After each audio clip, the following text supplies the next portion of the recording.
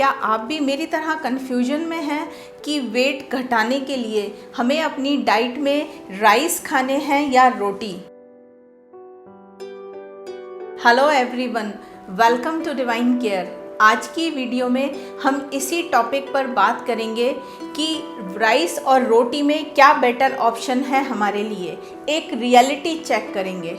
जब हम रोटी और राइस की बात करते हैं विच इज़ बेटर, तो कन्फ्यूजन सिर्फ वेट लॉस के लिए नहीं है, एक और डाउट और कन्फ्यूजन क्रिएट होता है कि हमें डिनर में राइस लेना चाहिए या रोटी।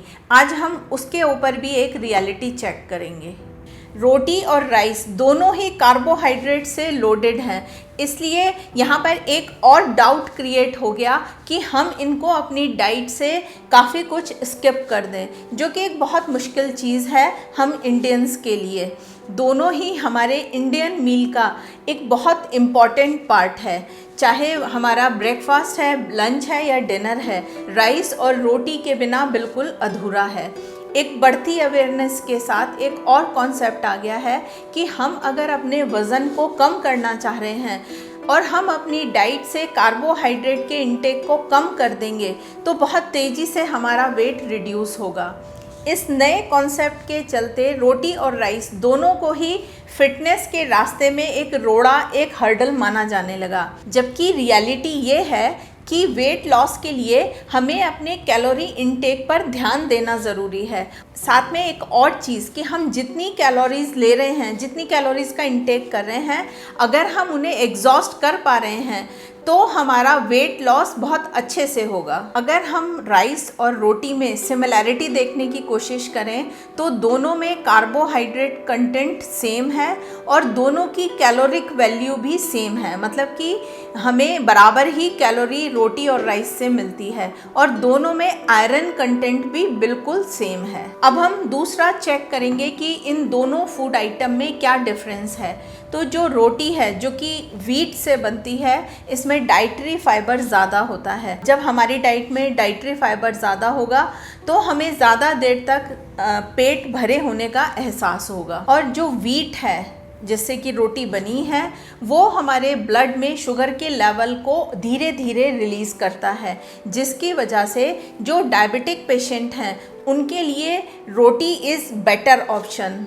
और राइस जो है उसमें स्टार्च का कंटेंट ज़्यादा होता है, तो राइस पचाने में आसान है, इजी टू डाइजेस्ट है। जिन लोगों का डाइजेशन पुअर है उन लोगों के लिए राइस एक बेटर ऑप्शन होगा। एक और डिफरेंस कि राइस में जो सोडियम कंटेंट है वो ऑलमोस्ट नेग्लिजिबल, ना के बराबर है, जबकि रोटी में 120 ग्राम गेहूं में 190 मिलीग्राम सोडियम होता है। तो जो लोग सोडियम को ध्यान रख रहे हैं अपनी डाइट में या कोई उनको हेल्थ इशू है इससे रिलेटेड, तो उनके लिए हमेशा राइस एक बेटर ऑप्शन होगा। अब हम दूसरा एक जो कन्फ्यूजन था, एक डाउट था कि हमें डिनर में राइस खानी है या रोटी, उसको भी थोड़ा डिस्कस करेंगे कि हम डिनर में राइस या रोटी कोई भी चीज़ ले सकते हैं, लेकिन हमें ध्यान करना होगा पोर्शन पर। अगर हम राइस खा रहे हैं तो बहुत ज़्यादा हमें नहीं खाने हैं।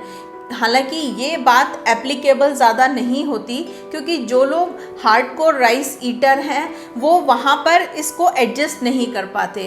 तो उनके लिए एक एडवाइस है, अगर वो डिनर में राइस खा रहे हैं तो या तो वो उसमें वेजिटेबल्स को ऐड कर लें या वो उसमें दाल मिला लें, क्योंकि दाल मिलाने से उसका प्रोटीन कंटेंट बढ़ जाएगा। अब हम बात करते हैं चपाती के लिए।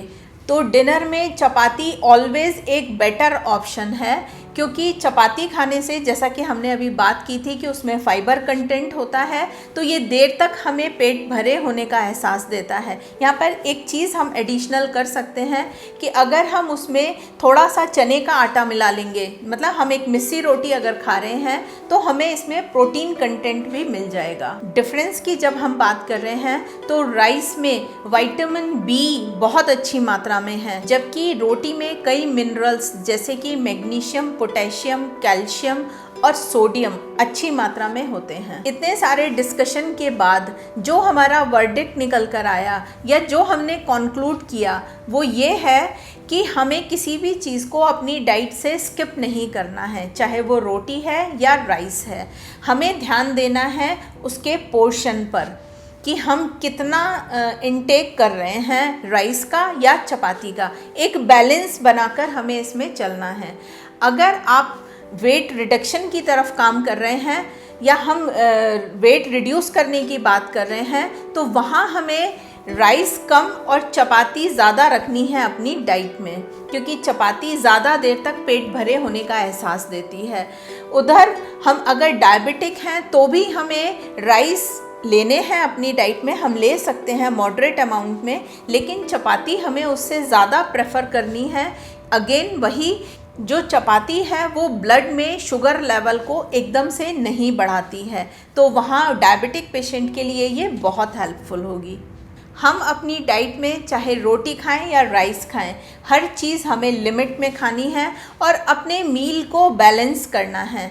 मतलब इन दोनों के साथ साथ हमारी डाइट में दालें, लीन मीट, वेजिटेबल्स, इन सब चीज़ों को भी अपनी डाइट में एक एप्रोप्रिएट स्थान देना है। आज की वीडियो में हमने जो रोटी वर्सेस राइस बात की कि हमें किसको अपनी डाइट में ऐड करना है और स्पेशली डिनर में हमें रोटी खानी है या राइस, जितनी भी बातें हमने डिस्कस की उसने ज़रूर आपको एक सही दिशा दिखाई होगी। ये जानकारी आपको बहुत अच्छी लगी होगी। अगर लगी है तो आप और लोगों के साथ ज़रूर शेयर कीजिए ताकि उनके भी कन्फ्यूजन्स, उनके भी डाउट्स दूर हों। हमारी सभी वीडियोस हमारी ऐप और हमारी वेबसाइट पर भी अवेलेबल हैं, आप इन्हें वहां जाकर भी देख सकते हैं। आज की वीडियो में इतना ही। वीडियो देखने के लिए बहुत बहुत धन्यवाद।